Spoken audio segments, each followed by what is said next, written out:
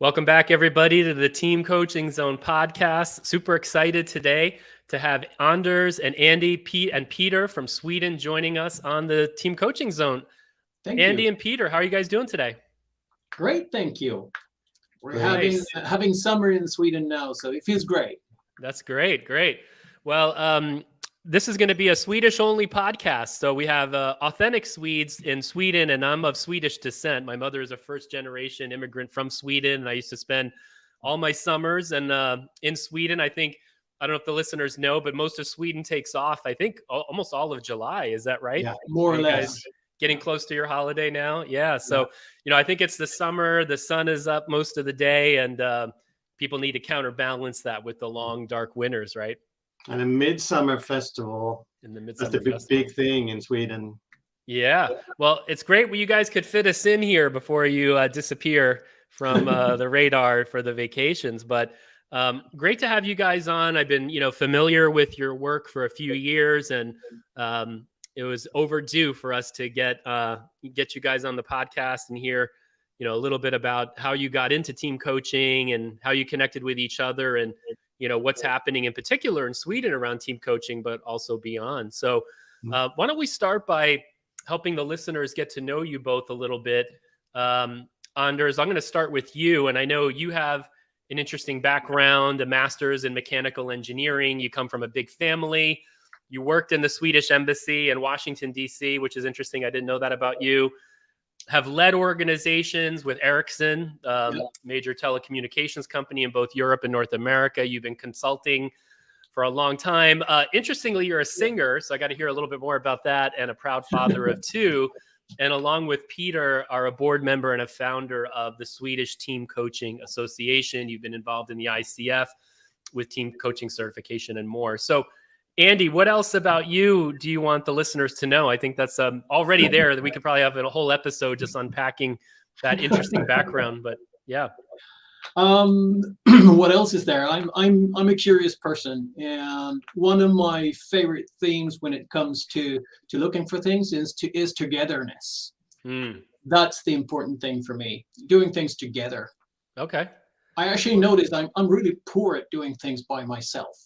As soon as I have someone else to do it together with, it's so much easier. That's it. I think we're wired that way, right? As a social species. Great. Well, let's go over to you, Peter. So you also have an interesting background, a master's in political science. You also come from a big family with 6 siblings. You were a speechwriter for the minister in the Swedish government, which is super interesting. You did leadership training of Kurdish government officials in Iraq. You've been a consultant for over 2 decades, a diver, which is something I didn't know we have in common. Proud grandfather of 3, and also, along with Andy, a chairman and founder of the Swedish Team Coaching Association, and a former member of the board of the ICF Sweden chapter. So super interesting stuff there. What else would you like the listeners to know about you, Peter? Well, the thing about me is that I always been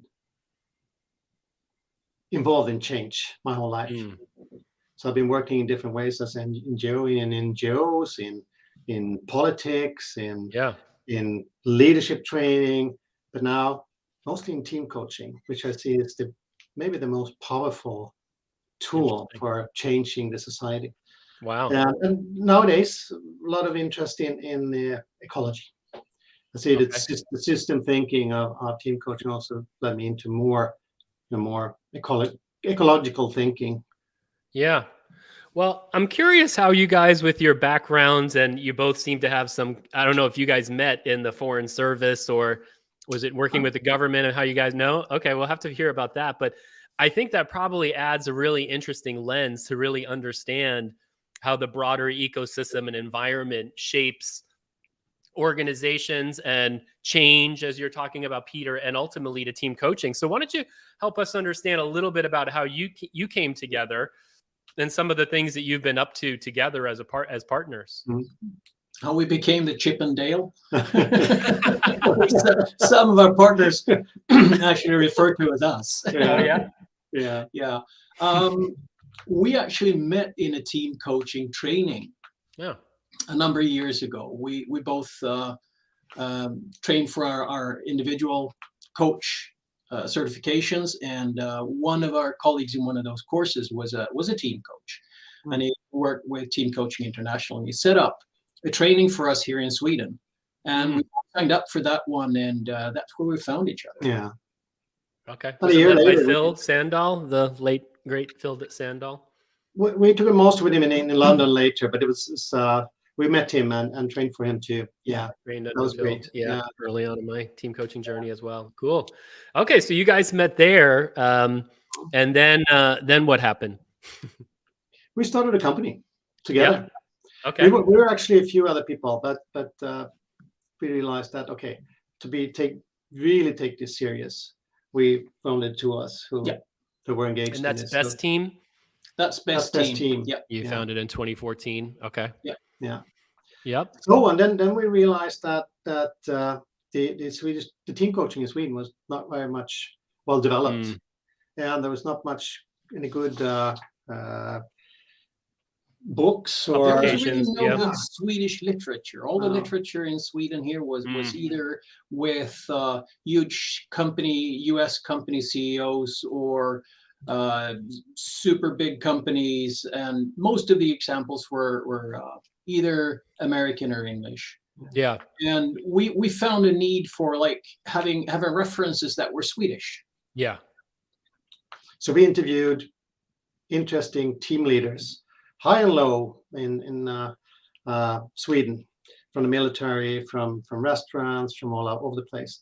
It was really interesting. And then we dug into the research. So much happened in after 2010, I would say, that we had not been reached the Swedish coaches or team coaches. So we tried to do a overview of that.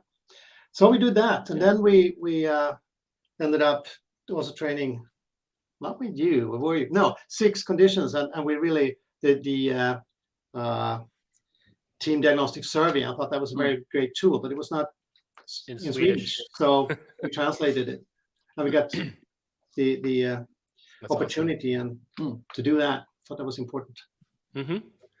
And I think you guys also have been contributing to Dr. Clutterbuck's recent case study book, the Team Coaching Case Book.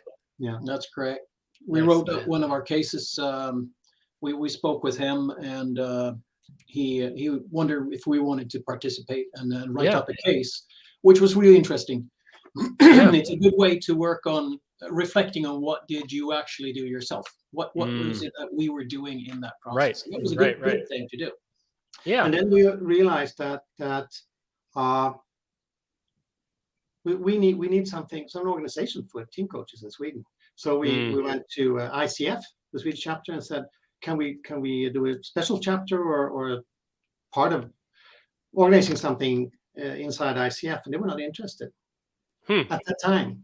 It's not many years ago, but they were not ready for team coaching. This was 2018. Oh, okay. Yeah. But they realized then okay, so we started our own organization. So we started up the Association of Swedish Team Coaches, or Sweden. Swedish Team Coaching Association. Yeah. As the name is We've been debating what the English word should be. Exactly. Yeah. So, and that was great. And actually it was good that we were not part of ICF, because we could be independent. And that was really great. But that's important work we do there, I think. That's amazing. So you guys are real kind of pioneers in team coaching in Sweden. So I think you have a pulse on the development of the field. I would say, similarly, around the time you started BestTeam, that's when I was getting into team coaching about 10 years ago. And there wasn't a whole lot that was hard to find good information. That was part of what led me to start this podcast. Was I was eager to learn and, to find good information. So let's start there a little bit, maybe with just the context for team coaching. And, I go back to what I said earlier, that you guys have these backgrounds in political science, working in foreign service, but you've also worked in companies. And I do think that's a rich, tapestry and backdrop to come from, because organizations are complex systems. They deal with dynamic forces, sometimes government, regulations and technology advances, shifting geopolitical dynamics around the world. But I'm curious, let's just start with, in the companies and organizations you're working with, what is the need for team coaching? When organizations reach out to you, why are they reaching out to you? Maybe we could start a little bit high level there. I would say that almost all companies and organizations need team coaching. Either they are having so many challenges today to be agile, to work in an extremely fast-changing environment. They are organizing themselves in teams because they realize that the complex missions they have, they can't be solved in any other way. You have to work in teams. And especially we see that small, medium enterprises that try to grow, startups, leadership teams. And there is this challenge that comes from all the different stakeholders that you need to be aware of. And we found that it's much easier to create a good working environment and help the individual contributors even to understand what is happening around them. The best way of doing that is to have the discussions you have in a team coaching session. Let people discuss it, ask the questions, see what are you seeing, share what do you see through your eyes, what do I see through my eyes.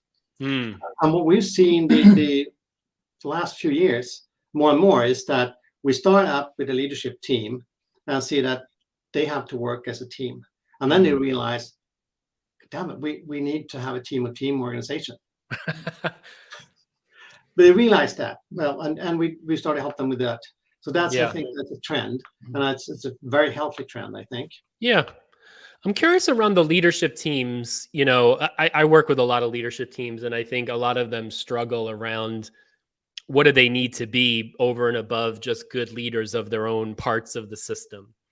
And I think that's the big challenge oftentimes for leadership teams, is to discover what do they need to do together that they can't do separately. But I'm curious, are you feeling like the need for a leadership team to be more of a real team is increasing?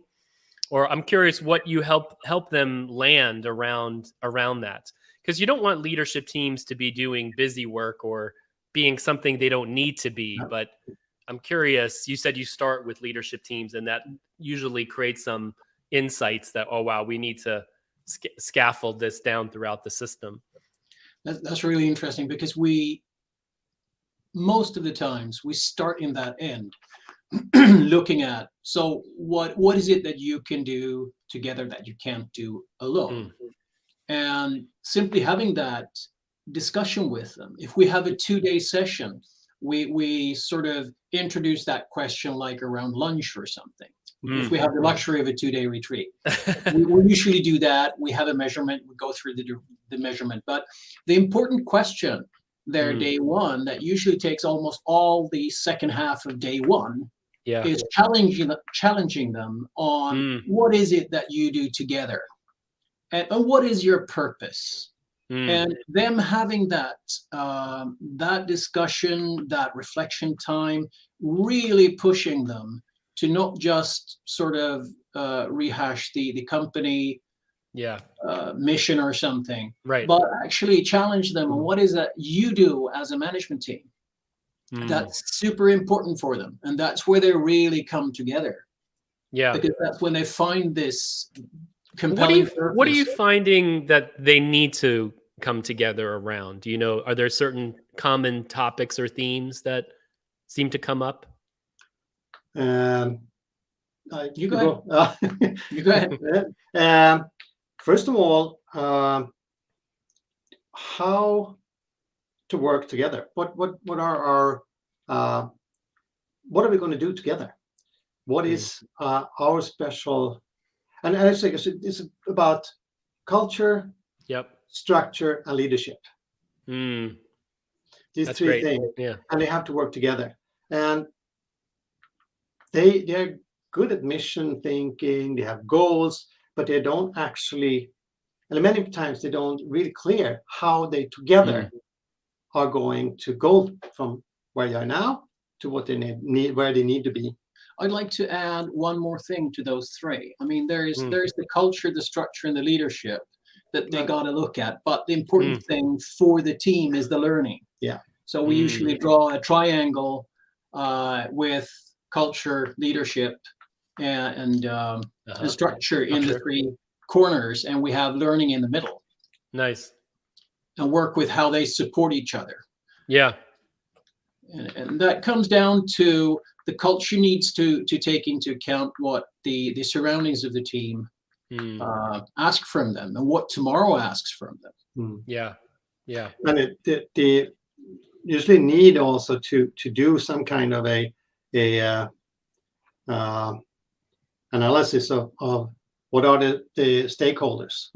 Yeah. And what do they expect of them, and what should they deliver to the stakeholders, not only the shareholders or immediate ones. That really is a big need out there. Yeah. I think, my work with leadership teams parallels what you guys are talking about. When you said culture, Peter, I was like, yeah, that's like the number one thing that they oftentimes discover they need to work on, but structure and leadership. And I do feel like many leadership teams never become a team, but the ones who do increasingly discover and value what they can do together. And it's a little bit of an abstract thing to move into, but once they start to do it, they really see the value and they start to become really increasingly invested in that work. But having said that, I think there's a lot of competing forces and commitments that are always pulling them back to their silos. So I think what I have found is really, it's almost like every 6 to 8 weeks when I'm working with leadership teams, I'll meet them every couple of months. They have longer runways, but it's really focusing on just one or two things to incrementally shift. And as they move along, they can start to pick up speed like any team. But I think it's easy to get lost in these retreats and creating too ambitious of an agenda, but because their actual real bandwidth to work on things can be limited. That's really interesting. And you say that those leadership teams that really come together and become a team, they make a big difference and they perform differently from the others. What would you say is the thing that happens with those teams that make them a team? What is that? Yeah, I think that's a great question. I think for me, there's something around when we meet with these teams, they're more groups. They're individually focused on their silos and their areas of focus. And rather than not acknowledge that, my starting point is always to try to start with where they are as individuals, help them feel heard by their peers and respected by their peers.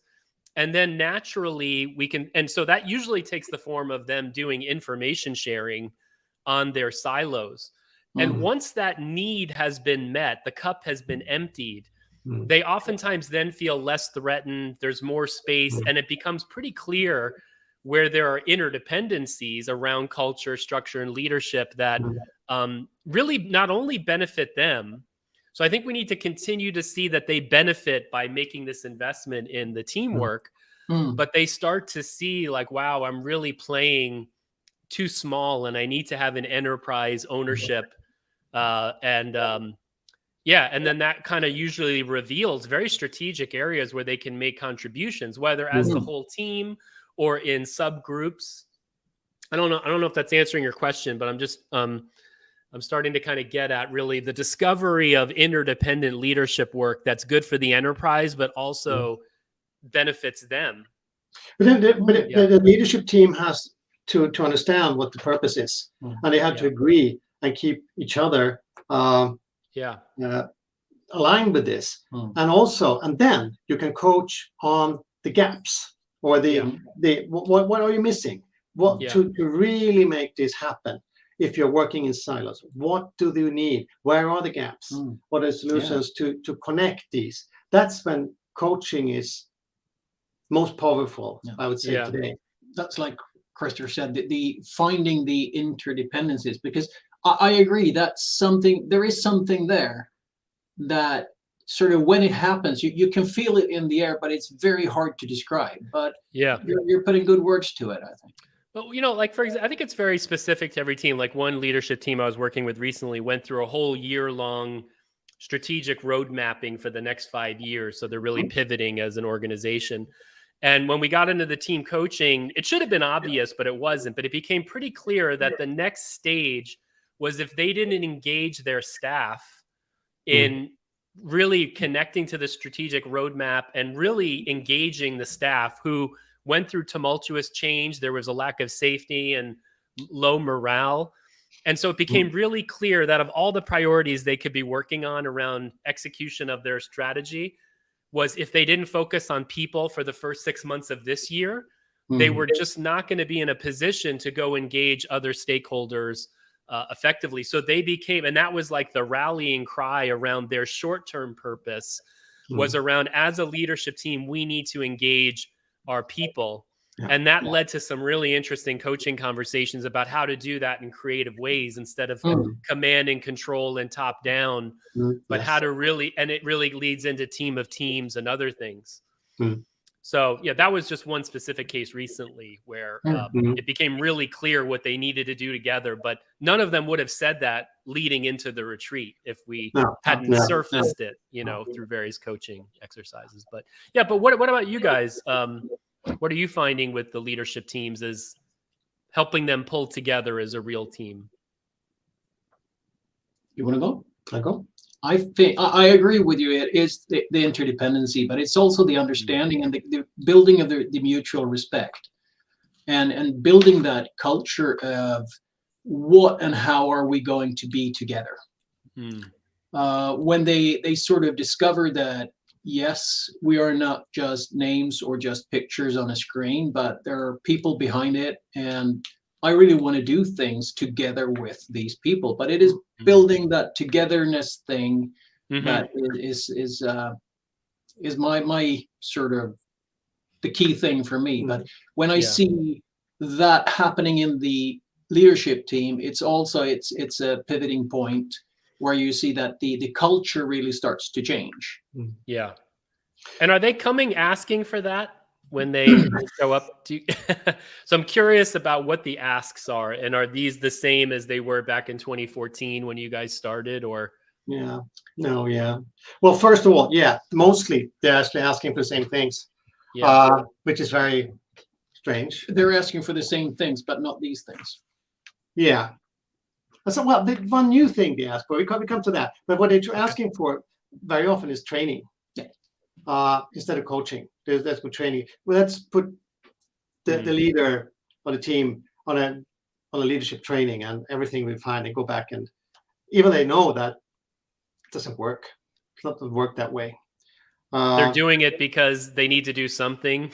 And they have a sense of this lack of togetherness. They need to do something, and if they can do a half-day training or something, that will solve that problem and scratch that itch. And that's usually also the go-to in Sweden. It's usually also the go-to tool for the HR. They have leadership developers at the company and so on, and they usually have this toolbox, and training is very much or individual coaching. If they take coaching, it's individual coaching. That's the safe bet. Okay. And what they really need also is focus on a team, not on just one leader, because so that's something. See, that's not really changing, but it is. And if it comes to working with the leadership, it's only usually working with basic things as meetings, how we're going to get more efficient meetings, things like that, facilitating some 2-day workshop or something like that. Planning, that kind of things. So what do you guys do about that then? Do you say yes and then you try to pivot them, or sometimes you push back, or what do you do? If we are lucky, we get them to realize that no, we don't do events. It's not working. It's a waste of money. Okay. What you should do is we have to have a process. It takes 6 months, a year. That's where we find the best or the only way to change. Yeah. That's what we want to do. Yeah. We don't always succeed, but we want to do it. And the important part of that process is actually sitting down with the owner of the team and talking about what is it you want to achieve with this training, facilitation, data array, or whatever. What is it you want to achieve? And that's when we get to things like culture, leadership, structure, working on the issues together. Yeah. But it takes getting them sitting down for a long enough time to actually answer the question, what is the result you're looking for? Not just what you want to order. And that's actually, I would say that also that the 6 conditions tool, if you do that, especially working with leadership teams, that they start to realize it's a good starting point for discussions, and they realize what they need. Assessment helps with that. Assessment, I picked that up from like you guys have been trained in multiple team coaching approaches, and I think one of the things I picked up from Peter Hawkins around systemic team coaching was around in Peter's Sid Clear model. There's the initial contracting around just meeting the client with the ask, and then contracting to do like an initial assessment. Yes. So that then once you've done that, whether it's with interviews and assessments or whatever, you can then usually get to what you're saying is what's the problem they're trying to solve, rather than buying a just off the shelf solution. And that gives you a chance hopefully to contract well. So, and then we contract with the team. Exactly. And build the buy-in and all that. So that's usually, I mean, that solves 9 out of 10 problems of getting it right, hopefully out of the gate. And to your point, really slowing them down to have a conversation. But I'm struck at how many times I get pulled in, just got pulled into another one recently, where everything has been booked. The team has been booked for a retreat in this location.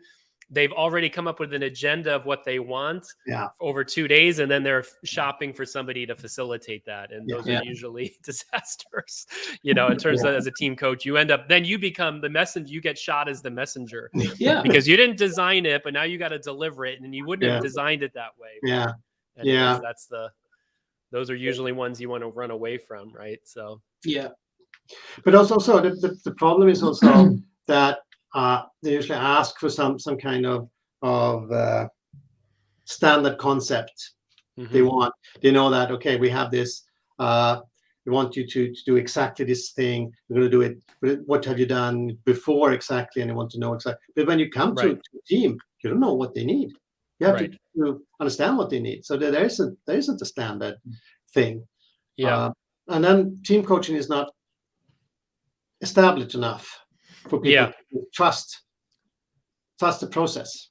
I have found with that actually visualizing what the process and journey can look like with a couple, even just one slide, little journeys of different teams and different approaches, so they can get a flavor. And then I usually get some good reaction from that, because we shouldn't expect that they would know what a 3, 6, or 9 month or 12-month team coaching journey would look like and feel like. So I think we have to show them. And not just talk about it, but physically show what the different phases could look like, what the results can be, the kinds of things. And that I usually find that they really respond well to that, and they can get on board with that. And that helps expand the conversation from thinking about training skills, a specific skill, like you're saying, around decision-making or meetings, to something more systemic and it alleviates some of the fear around, am I doing something untested here? If I go on a training, I know what I'll get. I have this curriculum, I'll get these tools. But this just doesn't have any content. They are just saying, well, we'll work with you. Okay, so what's going to happen? Well, we'll see. They don't want to buy that. Now, this kind of gets to, do you guys think the team coaching certifications are really preparing team coaches for this kind of contracting work? I think Peter does a pretty good job in systemic team coaching. I shouldn't say it's Peter, because there's others, the Academy of Executive Coaching. But I think there's a pretty good emphasis there. I'm curious what you guys think in terms of the trainings you've been through. And, obviously certification trainings can't do everything. You just got to get out there and earn your stripes through successes and quality failures, right? But I think, and there are so many trainings out there now. Once ICF announced the criteria and they started certifying, it was like opening up a mushroom farm. And they just kept popping up. But there are a few things that I find are really important, and that is that they run over time. and that they do some sort of practical team coaching. They have something that where they actually work with a real team. Yeah. So they get up on the floor, they get to do it, they get a feeling for what it feels like and what it is. Yeah. Yeah, I think there's something around, I go back to that martial arts thing around Shu Ha Ri, that when you learn anything, you first start by learning the form, right? You need to practice the kicks and the punches, right? And then eventually you can start to master that and get pretty dynamic with it. And then I think you can just break the form and create your own form at some point. So, but I think because team coaching is a pretty complex endeavor, you're pretty much likely to fail, right? Yeah. Your first few times out. I mean, you'll have some successes, but it looks a lot easier than it is. And it takes 10 to 20 teams of experience before you really kind of get a feel for it. And you learn that you don't have to do everything that you learned in the textbooks or in the trainings. And if you try to do everything you learned, all steps, you're just going to kill the clients, and they're going to become tired, and you're going to exhaust yourself, and you're going to be doing too much lifting. So I think you learn how to cut to the chase and to the heart of things much faster with experience. But that is something you have to learn through repetition. And you have to become a team coach. Yeah. I have to unlearn a whole lot of things. Coming from a management consulting background, and when I became a coach, I had to focus on the client, not coming up with answers. Being an expert. And stop fixing, Peter. Yeah, exactly. Because that's the easy way to do it. But there's pull for that too, right? The clients actually want you to be an expert at times, right? Yeah. Now you have to can you be 20 years old and be a team coach? Maybe. But what do you need? You need also have to have this the knowledge of life experience. You have to be able to hold the space and have presence and hold the group, and that takes experience and time. Yeah. Yes. And one of the good things that we've been fighting hard for is that we go in as a couple, we go in as a pair. Yeah. We work together with the team, because that way we can help each other build, help each other find, help each other see what is happening. Yeah. So we're delivering 3 to 4 times the value by being together. Yeah. And that you have to sell too, because usually there's more cost associated with that, right? But but this does raise a question, which you guys had prompted earlier, is what does it take to be a good team coach? Yeah. I'm curious what you're we thinking. Get that question from our members in this association, and that we cannot come up with a list of different things that you have some skills and so on. But there's something. I don't think everybody can be a good team coach, and I don't really know what it is. I can see people say, I meet someone, I say, no, I don't want to work with him or her. I don't think this is going to work. And I see someone, and they're completely different because they come from different backgrounds. They have something different, but that's it. I don't really know. Do you know? Can you see this is going to be a good team coach or? Well, it's really interesting because, I've thought about this a lot, and I do think team coaching is a necessary function of any team. Yeah. And the reality is not all teams are going to have an internal or external team coach, a professionally trained one. And so I'm kind of the mind, and I actually think for the field to really evolve, we have to really move beyond just third-party team coaches like ourselves, whether they're internally trained ones or externally trained ones, to really, team leaders. I think the majority of teams are still leader dependent and leader run. So I do think team leaders have a natural role to be team coaches. Almost none of them are trained in how to do that, frankly. So unless they have good instincts or they had good modeling, I find the exception to the rule that most leaders tend to lead through one-on-ones and not through coaching the team. But I do think team members need to develop this skill as well. Yeah. So Peter, you were saying earlier that the world has become just too fast moving and dynamic and requires a level of agility that almost I think everybody needs to have at least a baseline team coaching capability. But when it comes to dysfunctional teams or leadership teams or really mission critical teams or teams of teams that are just essential, I think not to have some professional team coaches there is a big liability. So I agree with you. Probably not everybody could be a professional team coach, but my view, I'm curious what you guys think, that team coaching as a basic competency is something that we probably need universally. Well, we in our book, when we concluded everything we know about team coaching, and in our book we realized that the stages as a leader, you have to have first, you had the IQ, you had to be smart, and then in the 1990s you started to talk about EQ, emotional intelligence, and what we need today, additional to this, is what we call system intelligence, or WQ, or what we call it, and that is a necessary thing to develop as a leader today. And that doesn't mean that you have to be a team coach, but you have to understand. You have to understand basically what team is, or what they need. You have to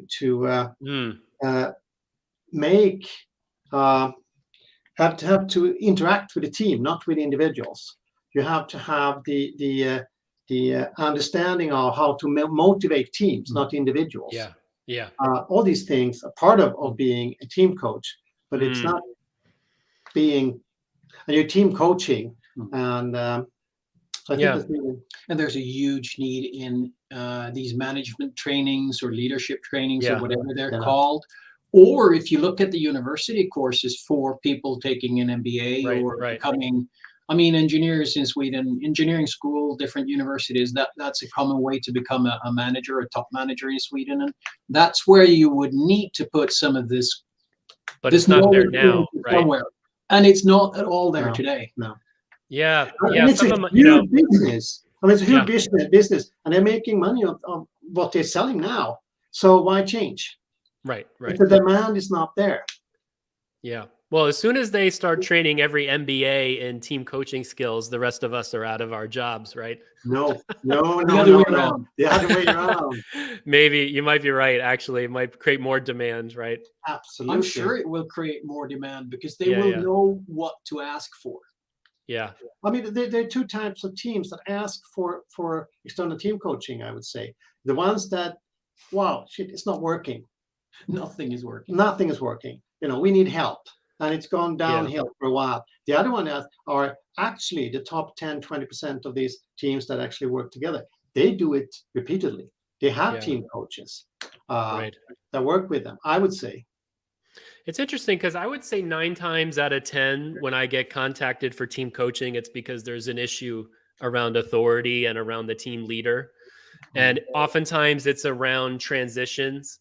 So a leader has been promoted into a role or has been recruited in from another organization, or it's a big change management thing. And there's just so much focus on the road mapping and the execution of the project that they're just team effectiveness and setting up the teams or teams effectively as an afterthought. And then usually that, gets into trouble, and then we get pulled in to try to do miracle work.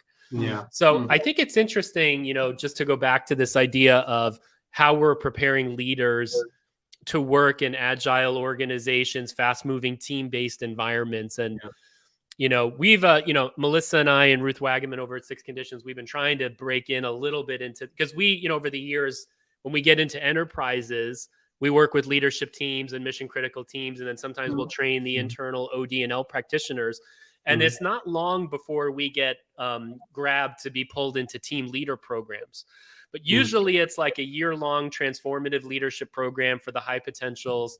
They want us to do a half-day workshop at one of their week-long intensives on team leadership. And I think that we need to somehow, as a profession, start to break the mold around that. Because I think instead of seeing team leadership as just a module to plug into a leadership development program, I think, because what I see a lot, I don't know what you guys are seeing, but leadership development is so much focused on EQ, self-awareness and presence. I think that's great.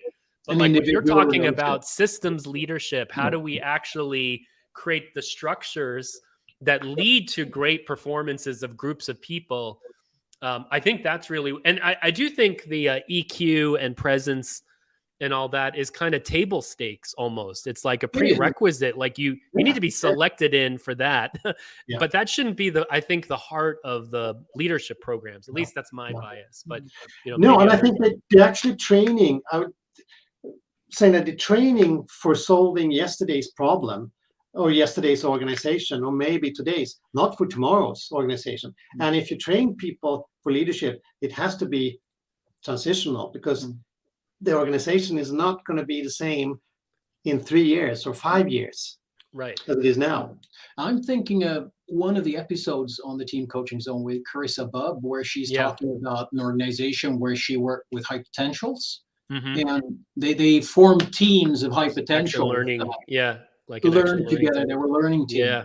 I really loved that episode. That was beautiful. I wonder if it's possible. It's just a thought, but if that's possible to set up in a training environment like a university, if that at all is possible, I'd love to sort of explore that.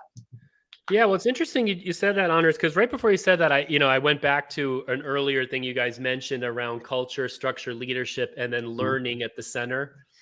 And I do think it's interesting that, again, in Hawkins' model, core learning is in the center of his framework.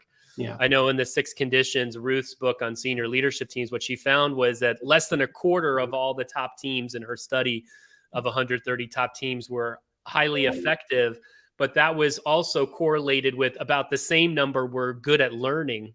Yes. So it really is, at the end of the day, the ability to bring groups of people together to learn. And how do they engage in learning to adapt to unforeseen problems, right? It's emergent learning, really, at the heart of it.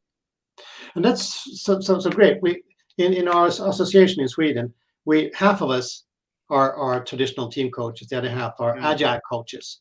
And when we talk to them, and they say, well, the learning, they come in and the learning is built in the organization. It's fantastic. So they so much easier for them to coach when you come up, but then you're in a tech company and you have agile teams. Then when you come to leadership, they don't know. They don't work like that. Exactly. There's a disconnect. When they're being asked to work with the leadership team, and they say, wow, we have to start from a completely different angle. But I have found a lot of the things that I've picked up from agile trainings, leadership teams really benefit from. For example, visualizing their work, helping them identify the right cadences and rhythms, doing retrospectives. It's just at a little bit of a different pace and style, and some adaptations. But I find that the leadership teams really can benefit this as much sometimes as like the project teams. But I've been intrigued by that. I think it's an interesting insight that actually the main, traditional team coaching, which I think is a few years behind the agile movement in terms of what they're focusing on. There's a really nice marrying of two worlds. We tend to get access to the senior teams, but they don't get access there. But they also have oftentimes more of a sense of teams that are on the front lines executing. And I think if we can marry those two streams, that can be super powerful, right? And I think a lot of what their advantage is that the tools they're using and the methods and the procedures and rituals are focused at creating learning. Yeah. That's where the key or the reason for these ceremonies is, to really create that learning. And that's where the big advantage with the agile way of working, if you're talking management teams, that's where the real value is. And they have someone, actually team coach, embedded in the team all the time, most of the agile teams that work with them constantly. When we come in and we do a short time with them and then go out, but they are there all the time. That's very helpful for them too. Yeah, that's another thing is partnering with internal, whether they're HR business partners or agile coaches or internal team coaches. Now, I mean, I think it's been exciting to see that companies are now developing their own internal team coaching pools. Yeah. Yeah. We don't have that very much in Sweden, though. No. That's a problem for us. Yeah. Would love Do you that. think that will come? Or, I mean, you see that you have HR business partners and organization development and learning professionals in Swedish companies? They do, absolutely. But they're not really usually trained team coaches. Yeah.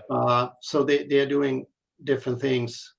And sometimes the HR think that, wow, it's a prestige thing to work with the leadership team. So we want to do that. You can come in and work with the lower teams, but we want to do this. We don't know anything about team coaching, but we have done this before, and we know. I want to hold the So senior. it's another, yeah. And I'm not sure they have because we get called into, they want us to work with the senior teams, but usually the CHRO or the HR and OD leaders have a hard time letting go. Yeah. So it's kind of like they don't want us to mess up because they're going to look bad and get, mud in their face if we, but they also need us there because the team needs to see that there's somebody out from outside the company. It's hard to have people lower in rank, right? So it's kind of interesting. Oh, that's interesting. Yeah. Well, I would say here that team coaching internally is still not very common, but I think it's in the last couple of years I'm starting to see there are full-time internal team coaching jobs. A lot of times they're just part-time team coaches, so it's added on to a role.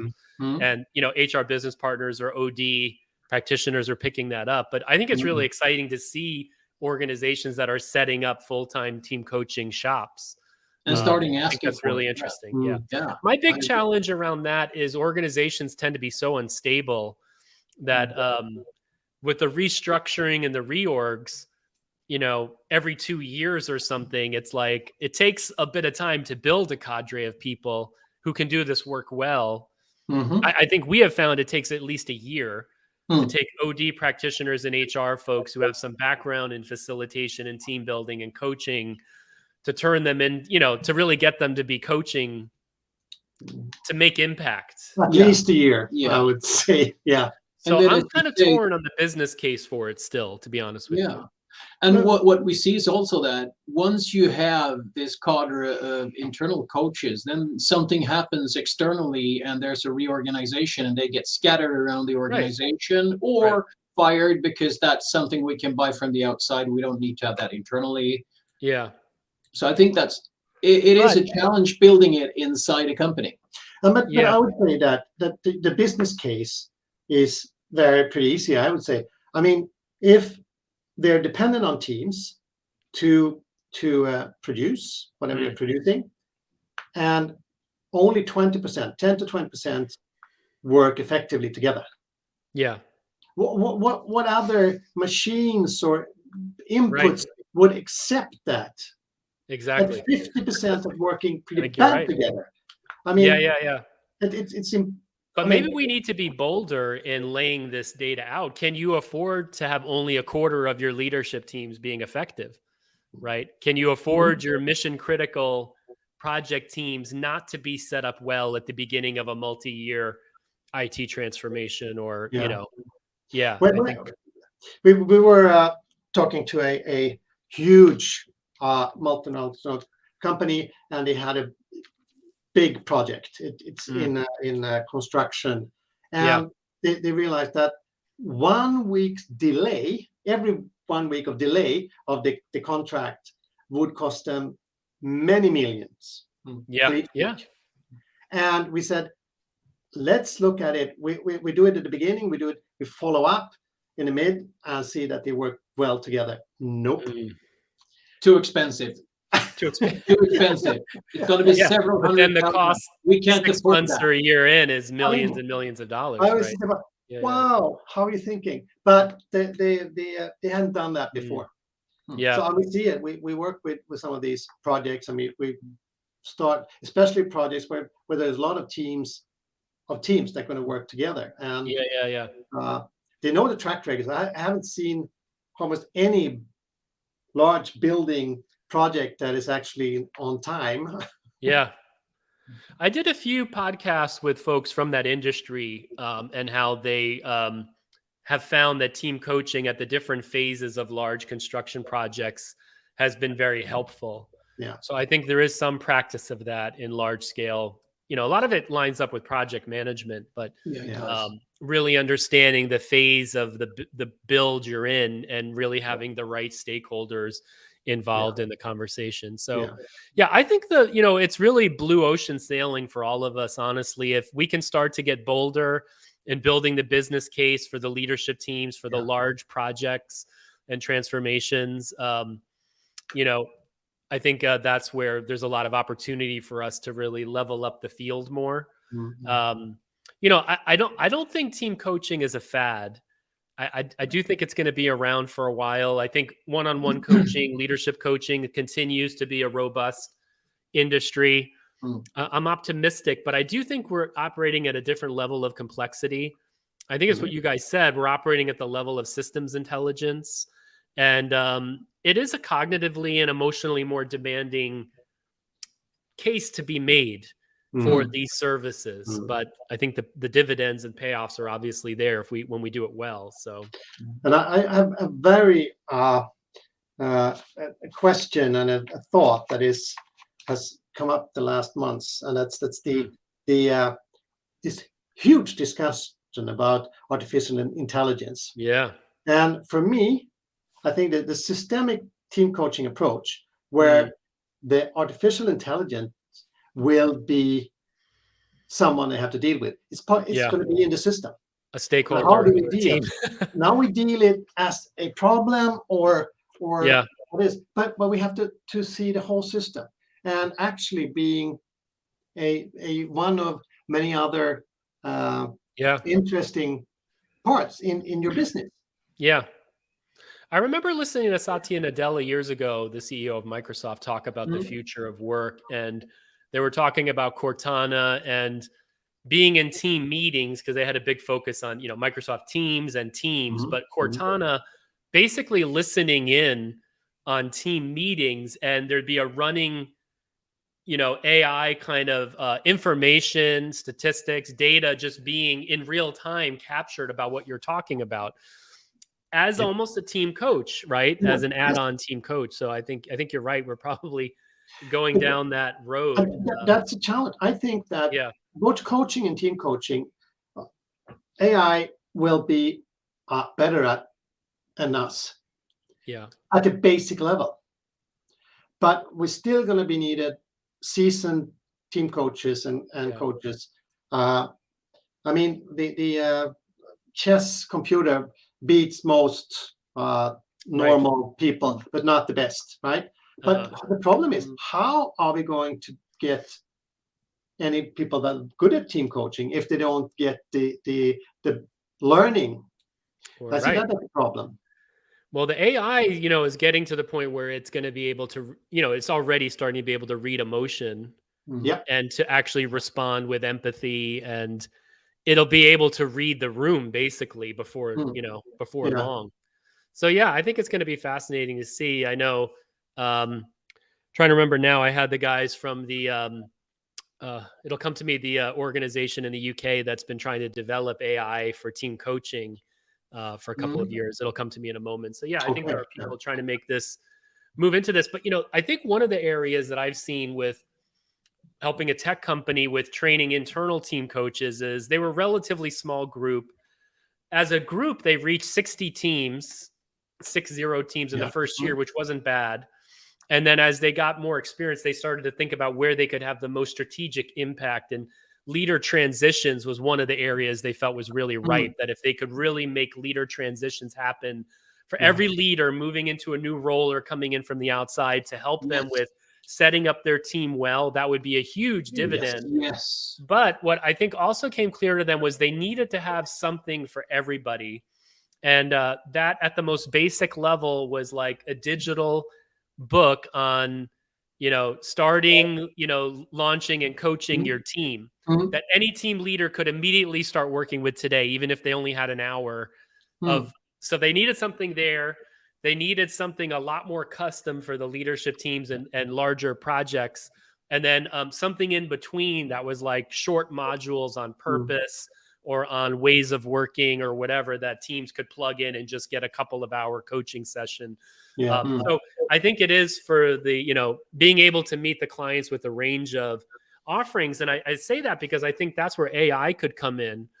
That if you have thousands and thousands of teams in a large enterprise, maybe AI is really the solution to help every team at least get some basic facilitation to get going in the right direction, and then pull on the team coaches when there's a more need for something nuanced or custom or people touch, human touch to it. And one thing we've been talking so much about the leadership, but also talking about what does it mean not just to be an employee, but to be a team employee. Being part of a team is as important as leading a team. You have to train that too, because we are not trained to do teamwork. Exactly. I mean, in school, when we were, you're going to go do teamwork. Okay, we go do a history presentation. You take page 4 to 8, and I take 9 to 12, and I read my page. You group work, but you're not really trained to do real teamwork. So that's important. Most people are focused on their individual roles. And I almost feel like role clarity comes up in every team as well. People want to know what their roles are. But it goes back to the comment I mentioned earlier, that once the leaders in a leadership team feel like they're heard about what they do in their own team, then they can start to focus on the team. And become curious. There is something about meeting people where they are. But I almost feel like every organization, like your job description is like 20% of what you're going to end up really doing, because the needs are too dynamic. And so we need to get people a little bit of clarity about role, but not rigidly that you need to be part of a team and it's going to be changing as you move along. And I think we're going to see team coaching being used in other areas as well. I had a fun experience when I was at Ericsson. We actually had a team session together with the customer. I was part of the sales team, and we had a crisis with this huge customer that we were working with. So both the teams, both the sales and the purchasing team, had 2 days offsite together with a good team coach. Okay. And that made a world of difference to how we conducted business after that. Wow. So that's an area. Yeah. I think we're going to see more of that. You have another area, even more external facing team coaching with the stakeholders and customers. The systemic thinking, really, in practice. But also, I mean, if we're talking about statistics, say that 50% of all teams that you put together are not working well at all. And if you see the divorce statistics in Sweden, it's 50% of all couples that marry. Not the same, right? Same here, or worse in the US. I mean, so that's exactly the same thing, because we are not doing divorce. So I know I was not doing the teamwork. We didn't build a team, really. Yeah. Well, guys, I think we have job security. I think moving forward, there's still going to be a demand for these services, but I do think we're still in the early days of just building the business case for team coaching. And even though lots of people are pouring in to get trained to do this work, I do think it is still the learning curve is still pretty steep. But I think if you can break through, there's lots of niches to be like you're talking about doing team coaching for sales teams with customers, working on large change projects, construction, working with leadership teams. I think there's so many areas to specialize in. And, there's the saying, the riches are in the niches. So I think actually for team coaches, the more you can specialize in certain areas, it's just wide open. It's just blue ocean in each of these areas. And there's so much opportunity. So, that would be my advice if I could go back and start over again, I might, school myself to pick a niche. And that way you not only become a good team coach, but you understand the needs of, let's say, for example, large IT transformation projects. Companies spend billions of dollars on these projects, and they almost all have team effectiveness. They all have team effectiveness disasters going on. They do. So that's a huge business opportunity right there, right? And if we're into tips, I think also that a tip to those who are thinking about or in their early career of becoming team coach, team up with someone. Yeah. I think do all the lessons yourself. No. Do ask for patience. Do ask to just join. Yeah. And bring, usually you have your network, and maybe you can't sell team coach yourself. Go out, sell team coaching, contact an established team coach, and work together with your client or someone you've been working with before. I think that's actually the best apprenticeship model. It's the apprenticeship model. It's really the best way to learn. Yeah, exactly. Yeah. Well, guys, we've been going for an hour, and it's always gets heated up towards the end, but I think we should probably start to bring this episode down. I do want to give you guys at least some final opportunity to share a little bit about, moving forward, what has you most excited about team coaching? Anything to kind of end today's episode on a up note, positive note. I know you guys are singers. You want to end with a crescendo, crescendo and a bang. I'm the diver with the you're going deep, and okay, Andy's the singer. Yeah. So so what are you guys thinking about just rest of 2023 moving into 2024? What are you most excited about stretching into in your team coaching, or what has you most excited? Or if we check in with you again in a year's time, what's the big area of focus or interest? For me, it's a lot about including learning in the processes to help teams really focus on the learning, because I think that is the key to long-term good results. For me, two things. We're working. We've been establishing ourselves in Sweden pretty much. We have a background in working internationally. We want to get back working out internationally a little more. So hopefully in a year we have been working more internationally, and also working more with the ecological in focus too, working with the systemic thinking, bringing in my future grandchildren and the world bigger than us, that we're part of something that we can't use. I think that's really important. And I think I want to say all the organizations, International Coaching Federation, has taken a statement together saying that we have to do this as coaches. So I hope we live that. Yeah.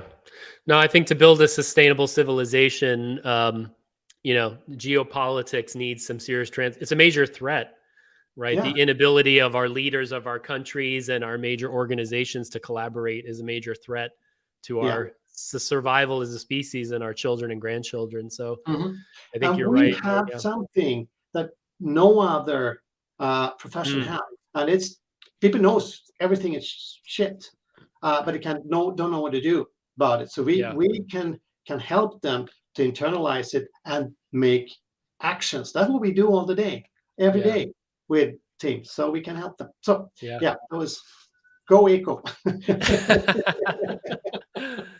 Awesome. Well, love that, guys. So real focus on learning, accelerating learning in teams, and then really bringing in this ecosystemic perspective and contributing to a more prosperous and peaceful and sustainable civilization. I love that. So, well, gentlemen, it's been go ahead, Peter. If anybody have been interesting talking, continue this talk. You find us on at LinkedIn. Yep. Okay. And we'd really like to thank you for inviting us here. It's been super great, and we're so honored to be part of this. Yes. Likewise. It was long overdue to have you guys on, and you're always welcome to come back on the show anytime. Thank you. Have a good summer. Have a great weekend, guys. Talk to you soon. Bye-bye. See you. Take care now. Bye.